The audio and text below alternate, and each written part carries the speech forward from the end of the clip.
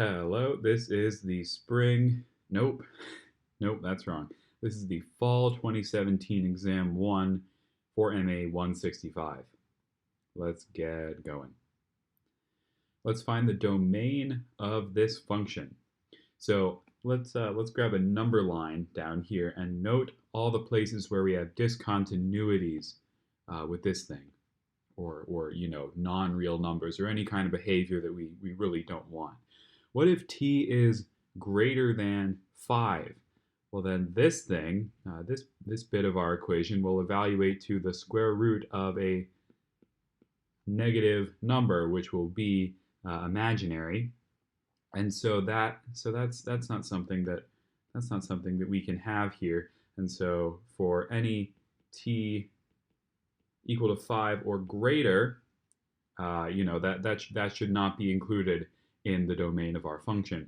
What about when this thing evaluates to 0, or if it evaluates to some negative number? Well, it'll evaluate to 0 if t is equal to plus or minus 2, and it'll evaluate to a negative number under that square root if t is less than 2, or essentially if t is between -2 and 2, and this is really our whole range of values of t for which this thing does some bad stuff for us. So that gives us between -2 and 2 another whole range of values, including t is equal to 2 and t is equal to -2, values that we cannot include. T is equal to 5, though, is perfectly, t is equal to 5 is perfectly good, because we'll just have the square root of 0, which is 0 up there. So all values of t from -infinity all the way up to -2, not including -2, because remember, if we plug in t is equal to -2, what do we get? We get in here 1 over 0. So everything up to -2, that's -infinity, comma, -2, and we are taking the union of that with this area right here. Remember, we can't include positive 2, but t is equal to 5 is perfectly good. So there we go. That is answer choice D, and we're good there.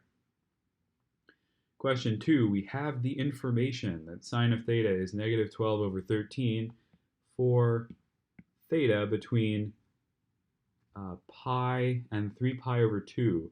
What is the value of the cotangent of theta? So let's note that in this quadrant, sine of theta and cosine of theta are both less than 0. That'll come in handy. Since the sine of theta squared plus the cosine of theta squared is equal to 1, we can solve for the cosine of theta. And we'll plug in our sine and square that. We'll get 144 over 169 plus the cosine squared of theta is equal to 169 over 169. We'll subtract 144 from that and get 25 over 169. Take our square root. The cosine of theta is equal to plus or minus 5 over 13. But the thing is 5. So 5 over 13. We have this plus or minus, but we know that cosine of theta has to be negative on this interval. So we will use the -5 over 13 for cosine. But the thing is, we're not looking for cosine, we're looking for the cotangent. The cotangent of theta is equal to cosine of theta over sine of theta. Plugging in cosine and sine, we get -5 over 13 divided by -12 over 13. We can rearrange this as -5 over 13 times 13 over -12. This simplifies down to 5 over 12, which is A, and we're done. Question 3, how many solutions are there on the interval from 0 to 2 pi for this equation? Well, we will replace sine 2x with sine 2x is equal to 2 sine x cosine x. So root 3 sine x is equal to 2 sine x cosine x. Let's subtract that over to the other side and factor out a sine x. We get sine x multiplied by root 3 minus 2 cosine x is equal to 0. So whenever either of these components are equal to 0, we have a solution. Sine x will be equal to 0 if we draw our little unit circle out. Sine x is equal to 0 for theta.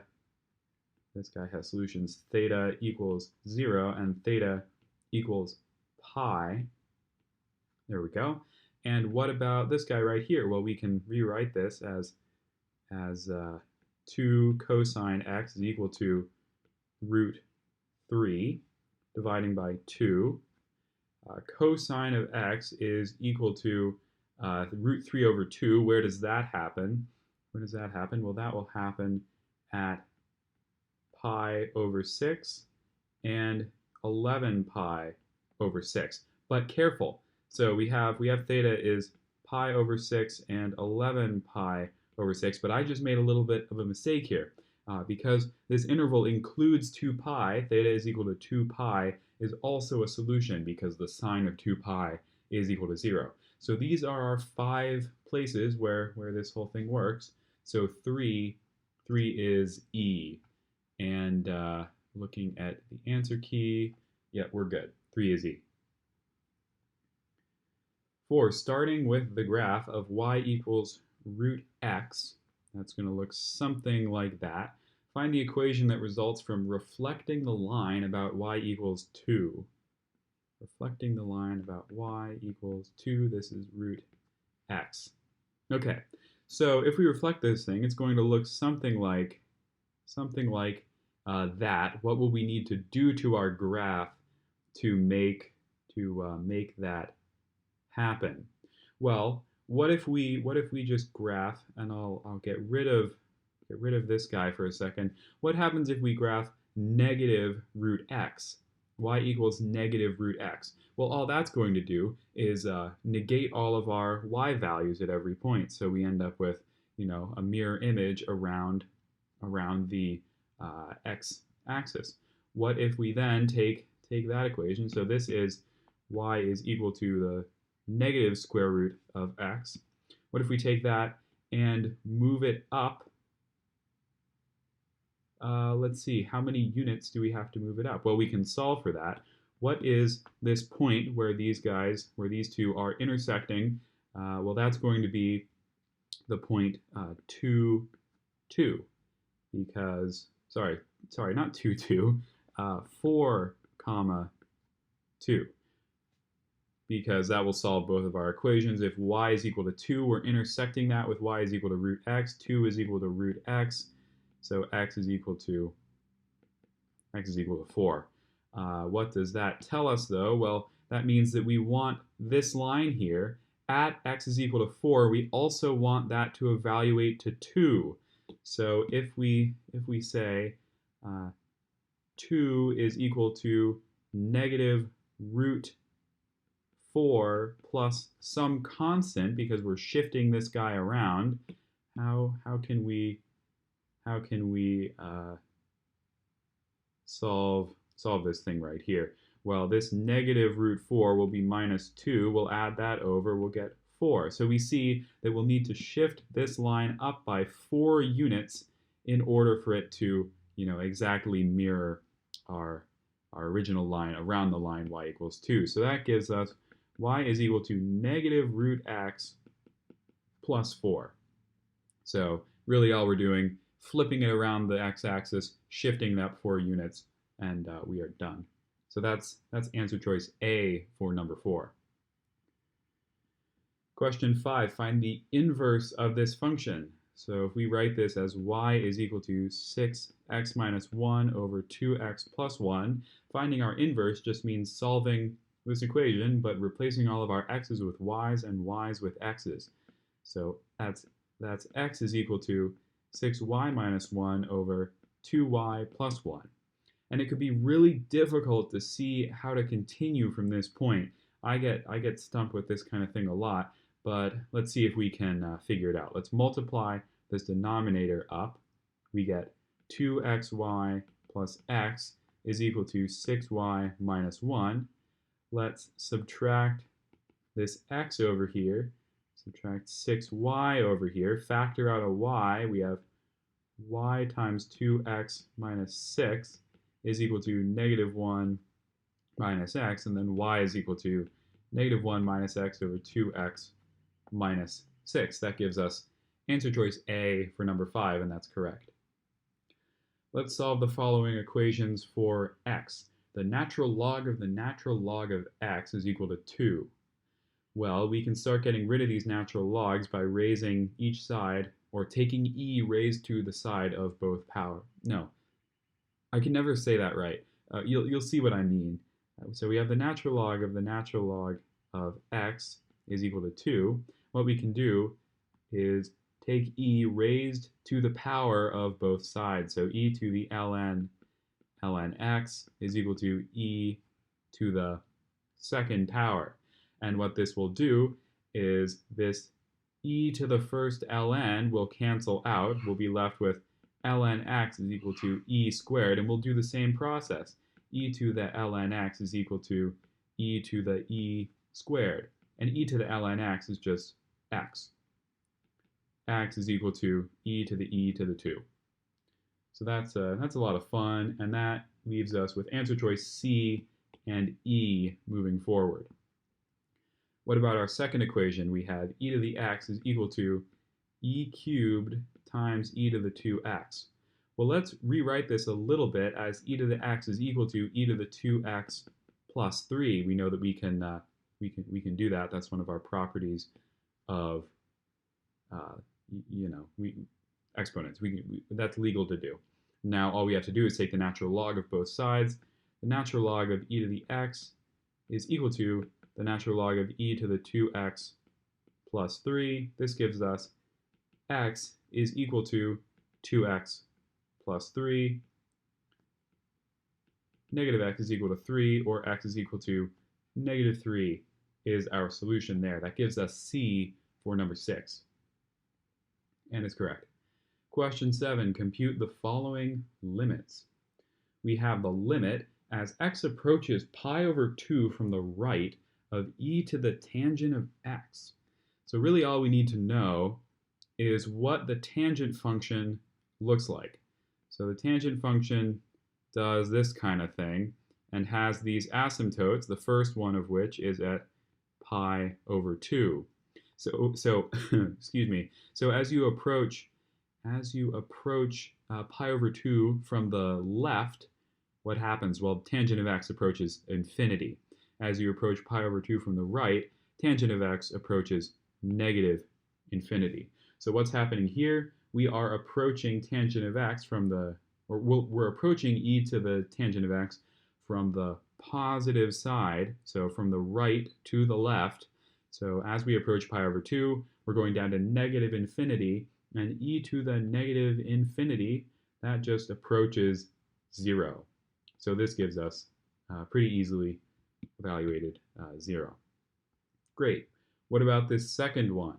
This is a weird one. Let's write this as, so we have 1 over t minus 1 over t squared plus t, and you'll see if we plug in t is equal to 0, we get 1 over 0 minus 1 over 0, so that's not good, but we can't necessarily say right off the bat that it doesn't exist. Let's factor out a 1 over t and write this as 1 minus 1 over t plus 1, and then what can we do from here? Let's turn this 1 into a t plus 1 over t plus 1. That's perfectly legal. And then we have 1 over t, combining these like terms, 1 over t, and then t over t plus 1, because we'll just have t plus 1 minus 1 in the numerator. Then dividing everything by t, so factoring this 1 over t back in, we are left with 1 over t plus 1. And the limit as t approaches 0 of this whole thing is much easier to compute. That's just 1. If t is 0, we get 1 over 1. So what did we say? We had 0 and 1. That's C for number 7. So, yeah, equals 1. Fine. Question 8. Suppose we have a function f of x such that the derivative of f at 1 is equal to 3. That's the same thing as saying the slope of our function at x is equal to 1 is 3. Evaluate this limit here. So I'm not exactly sure that the way that I do these problems is the way that they want you to be doing them, but it's certainly it's a really easy way of doing it. What is the simplest function you can think of that has a slope of 3 at x is equal to 1? Well, what about y is equal to 3x? That has a slope of 3 literally everywhere. It doesn't matter where we're evaluating it at. So now what we can do is, here we're just plugging in 1 plus 2h for our x. Here we're just plugging in 1 for our x. Let's just do those substitutions here, and we're left with the limit as h approaches 0 of this function with 1 plus 2h instead of x. That gives us 3 times 1 plus 2h multiplied by, minus our function evaluated at 1. That's just 3 times 1 over 7h. So we can rewrite this as the limit as h approaches 0 of 3 plus 6h minus 3 over 7h. That gives us 6h over 7h, or just 6 over 7. And taking the limit is now useless because we just have a constant here. And so our answer is 6 over 7. That's D for number 8. 9. Consider this function. Determine the values of a and b such that f is continuous everywhere. So we see that when x is not equal to 2, we're dealing with this function right here. And when x is equal to 2, we're just equal to this constant b. And in order for f to be continuous, let's kind of draw out what f might look like. So it's defined everywhere except for x is equal to 2, and where x is equal to 2, our function is equal to b. But our job is to find the value of b such that we fill in that little hole there. So I'll put this diagram up here, and we can start solving. So we have an immediate problem to deal with, which is that we have x minus 2 in our denominator. So when we approach x is equal to 2, this function, or this denominator, approaches 0. And having a denominator approaching 0 means that our numerator is either getting huge, or getting huge in the positive direction or in the negative direction. And that's not too good for us. So let's find a way to factor, or find a value of a that allows us to factor that numerator such that we get x minus 2 as one of our factors. And if we're getting x minus 2, and I'll just put the x minus 2 that we know that we have in our denominator in there. If we're getting x minus 2, and it has to multiply together with something to get plus 6, that's going to have to be the factor x minus 3. So this expands to x squared minus 5x plus 6 over x minus 2. So we see that this a must be 5. A equals 5. So there's half of our answer. That already gets rid of 3 answer choices. So when a is equal to 5, this whole thing can be true, and we can cross out these two, and we're just left with x minus 3 when x does not equal 2. So in order for this to be continuous, our b has to be equal to what this function would have been at x is equal to 2. So that, like we were talking about up here, we can have that b fill in that hole that function would have taken up otherwise. So at x is equal to 2, this function is equal to 2 minus 3, which is just negative 1, and so b has to be negative 1 to fill in that place. That gives us our answer choice, our correct answer choice, which is b for number 9. 10. The graph of this function has what in terms of vertical and horizontal asymptotes? So immediately it would be very nice to know whether or not we can factor our numerator or denominator. Turns out the numerator we can't factor. That's the quadratic formula will give us imaginary values, complex values for roots. So we're not factoring that, and you'll see that we have negative b plus or minus the square root of b squared minus 4ac. So we get, and all this is over 2. So we get 4i, 1 plus or minus 2i, 1 plus or minus 2i. Yeah, so we're not factoring that top thing, not at all. What about this bottom? What can we do there? The denominator, we can factor that as x minus 2, x plus 1. Okay, so this function is rewritten as 5x squared minus 2x plus 1 over all of that. Now we will have vertical asymptotes when our denominator evaluates to 0, so long as our numerator also doesn't evaluate to 0. Since we know that there are no real roots for this guy, any factor down here, so any solution to this denominator equals 0, that's x is equal to 2 and negative 1, you can plug that into the numerator, and because we can't factor it, you're not going to get 0. You can try it out for yourself. So this will give us, some non-zero number over 0 in every case, which is what we're looking for a vertical asymptote. So there we go. We have 2 vertical asymptotes. What about horizontal asymptotes? Well, because the highest degree of our numerator and denominator are equal there, so getting rid of everything else, we can just look at 5x squared over x squared. Our horizontal asymptote is going to be at a y value equal to the ratio between these two. So since the ratio of our numerator to denominator is 5, we have one horizontal asymptote with a value of y equals 5, if I remember that correctly. Pretty sure I do. So that is answer choice C for number 10, and that's correct. You could also just go and take the limit as x approaches negative infinity, that's 8, negative infinity, and also infinity. Take those two limits, and you'll see that in both cases, using pretty much the same logic, y will approach 5. Some other functions that we've had on past exams, will approach different values as you go to negative infinity and infinity. That's when you end up with 2 horizontal asymptotes, and you'll end up with 0 horizontal asymptotes if you have a higher degree in the numerator than the denominator, and you'll end up with a horizontal asymptote of 0 if the degree in the denominator is higher than the numerator.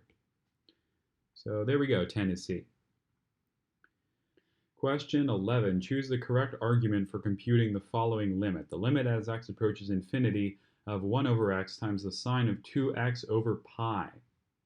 Okay, option A, since the limit as x approaches infinity of 1 over x times the sine of 2x over pi is equal to these two limits multiplied by each other, and since the limit of 1 over x is 0, we conclude that the entire thing has a limit of 0.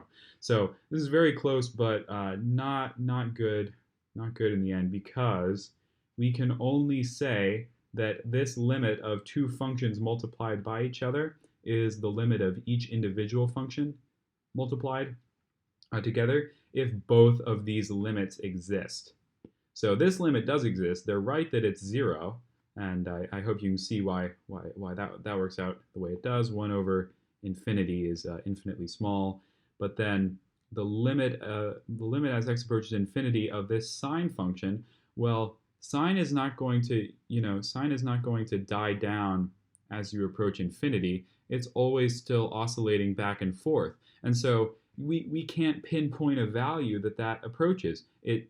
Infinity evaluated at sine, that doesn't give you anything useful. So this limit does not exist, and as a result, we cannot split them up, and so this guy is not true. What about B? Since the limit as x approaches infinity of that whole thing is equal to the two multiplied together, and since that limit does not exist, we conclude that the entire limit does not exist. So they're doing a step better than A, but still not good, because all that it means that this limit does not exist is that we cannot apply this rule to solve the overall limit. It does not imply that the whole thing doesn't exist. So no, this is not true. What about C? Since this limit is equal to 2 over pi times the limit of sine blah blah blah, all that, and since the limit of as theta approaches infinity of sine of theta over theta is 1 by setting theta equal to blah blah blah. You can read all that for yourself. Essentially, what they're doing here is trying and failing to apply this fact here, that the limit as x approaches 0 of sine x over x is equal to 1.